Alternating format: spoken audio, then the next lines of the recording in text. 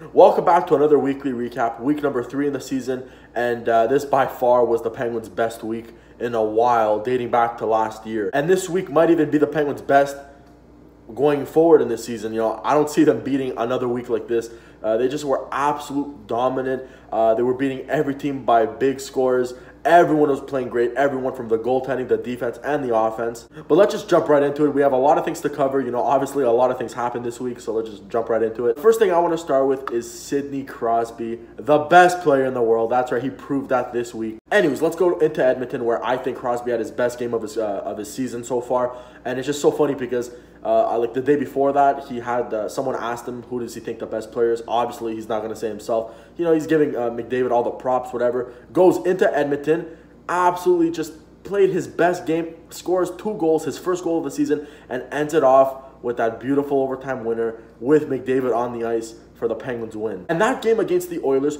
proved exactly why Sidney Crosby is the best player in the world. I'm sorry for those who are offended by that, because let me tell you something, hockey is way more than points. If you want an offensive player and the best offensive player, I'm taking McDavid. Of course, everyone's taking McDavid, but that game, now I'm going to get into some stats here. I'm going to throw some stats at you, but that game is why Crosby is the best all-around player in the world. If I had a Game 7 right now and I had to choose one player on my team, I'm taking Crosby, and it's not even a debate. I'm taking Crosby, but if I'm starting a franchise, obviously, I'm taking McDavid, who's 21. So I'm about to throw some numbers at you. They may confuse some of you, so I will explain them. It's some of those advanced stats. So we'll start with Corsi, right? I just got into this Corsi thing. I always pushed it aside. I know a lot of you guys have probably heard of it, just like me. I always heard of it, but I'm like, what is that Corsi? I just threw it on the side. It was too complicated. It looked complicated, so I'm like, kind of like school. It looks complicated for me. I don't, just push it to the side. But I actually took a second to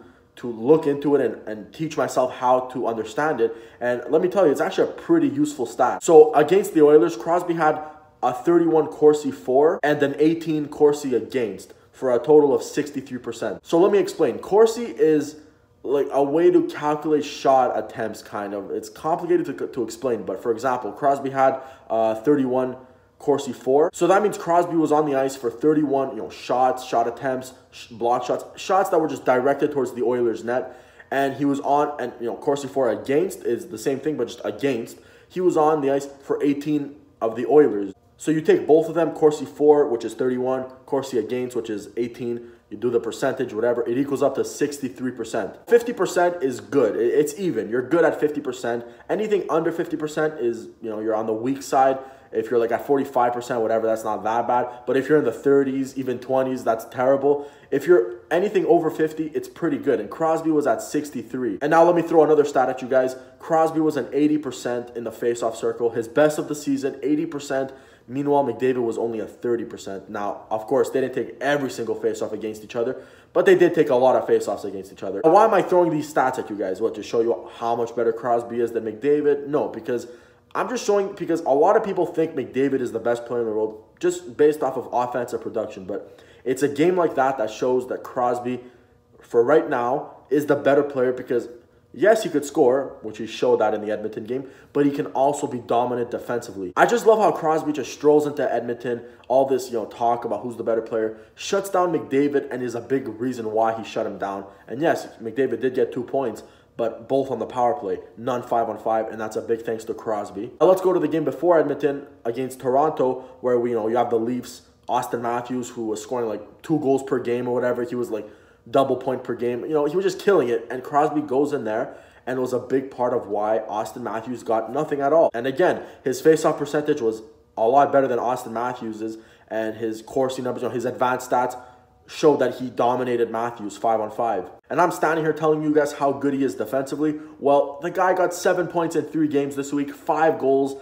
Crosby just, this is what I'm saying, he could do it all. And like I said, that's why I'm taking Crosby on my team, 10 out of 10 if I'm trying to win right now. Now let's move on from Crosby. I spent a big chunk talking about him, but let's move on here.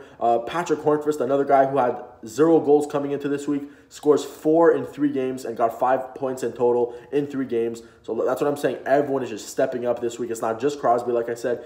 We have the whole team. This is the first time in a while I've seen everybody play well. There's not one guy that you can point out that's playing bad right now. It's Everyone, offense, defense, and goaltending. Speaking of goaltending, Matt Murray and Casey DeSmith were perfect on this road trip, the Western Canadian road trip. Now, a lot of people would look at Matt Murray's first game against the Oilers and be like, he didn't really play that well. 5 goals against, that's not that good. But really, the only goal that was bad, that was on, his fault, was the McDavid goal. And that's it, the power play McDavid goal. Everything else was the defensive, defensively that game, it was a lackluster. Murray made 41 saves and robbed McDavid at the end with 5 minutes left to keep it a tie game. So Murray, 41 saves too. That's a lot of saves. He allowed 5 goals. Like I said, only 1 was his fault, but 41 saves, robbed McDavid at the end. For me, that's a good game. Then we had the second game of the week for Matt Murray, which was a 9-1 win. So you would think 9-1. You don't really need your goalie in that game. Who cares? But he still got 39 shots against. They should have scored a couple goals. But Matt Murray, 38 saves out of 39.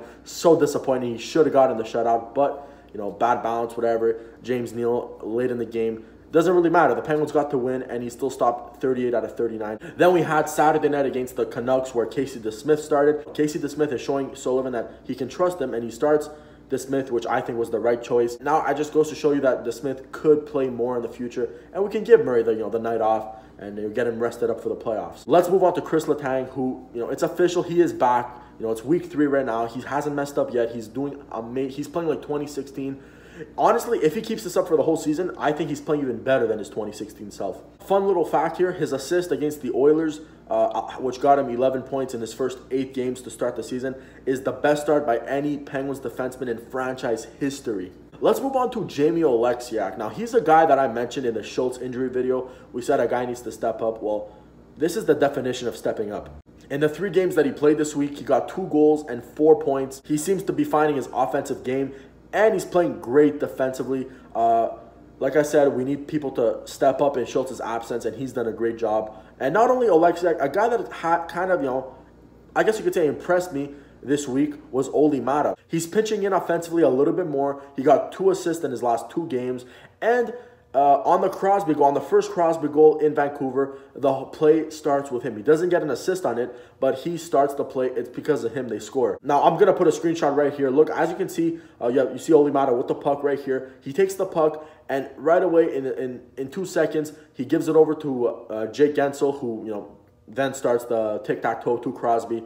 Now, if Olli Maatta doesn't make that play, Crosby doesn't score, and that play doesn't happen. So you got to give credit to Olli Maatta there. Now, hopefully, a play like that can build his confidence, and he does more plays, and then slowly, maybe he scores a goal, then makes another play, makes 2 good plays, 2 plays like that in a game, and then maybe makes 3, and then maybe scores a couple more goals. It all starts like that. You got to start somewhere, build it up, and then you find your confidence, and then you're playing your best hockey, right? So we've given credit to the captain, we've given credit to the goaltending, we've given credit to the defense.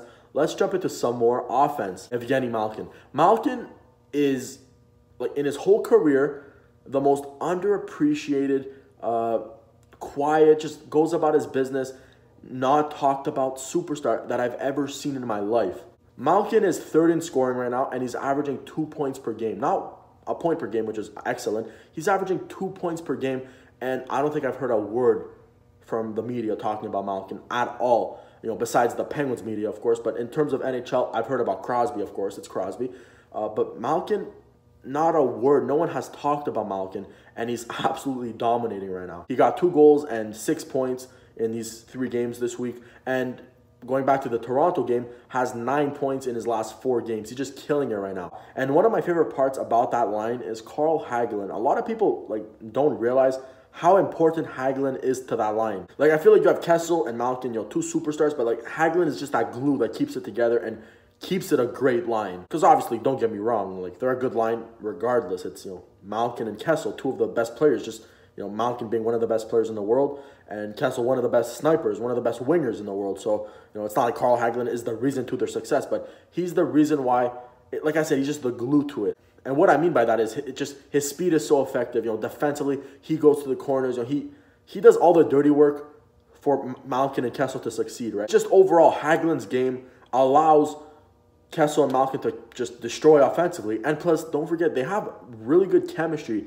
You know, Kessel and Hagelin alone are just really good together. You know, remember the HBK line, and obviously when you upgrade Bonino to Malkin, huge upgrade, they're even better together, and I love it. It's obviously great to, you know, live in the moment and just, you know, love the line and love how the Penguins are playing, but I'm the type of fan that looks at not just right now, and I look towards the future, and I'm looking at the summer, and Carl Hagelin has his contract up, and it just breaks my heart knowing that we're probably not going to be able to re-sign him, and when well, maybe we could, but if we don't re-sign him, it's just going to show like how they're still going to do great, Kessel and Malkin, but it's just going to not be the same when you have maybe Brian Rust playing on that line. Whoever it is, Jay Gensel even maybe, it just would not be the same as Carl Hagelin. Now finally, let's end the video with my favorite thing, the ice time of the young players, Daniel Sprong and Dominic Simon. Simon only played 4 minutes and 19 seconds in Edmonton, but then played 14 minutes in Calgary, a huge upgrade in the time. Obviously, them winning 9-1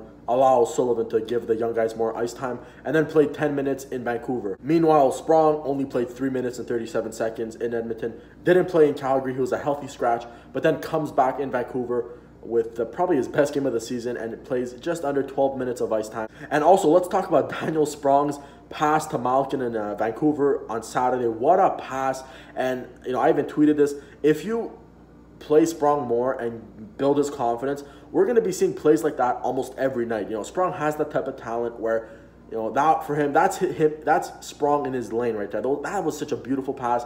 Sauce it over everyone, just a Malkin, a simple tap in. Like I said, build his confidence, and we're going to be seeing that from Sprong almost every night. Also, let's not forget Dominic Simon in that first Crosby goal was a part of that beautiful tic-tac-toe, made a beautiful pass over to Crosby, who scored his first of the game. Just overall, the young guys getting ice time, playing great against these weaker teams. I like how Sullivan gave them ice time against the weaker teams and didn't just sit them. And he actually rolled all 4 lines. And would you look at that? He rolls all 4 lines, and we win 9-1 and 5-0 in both those games. Like, yes, the teams weren't the greatest, but I'm saying, rolling all 4 lines benefits everyone. In the comments below, give me your favorite game of the week. My favorite was the Oilers game, of course. Just the hype around it, McDavid, Crosby, and how Crosby ended that game with that beautiful goal with McDavid watching on the ice. Like the video if you enjoyed. As always, I will see you guys in the next video. Thank you so much for watching.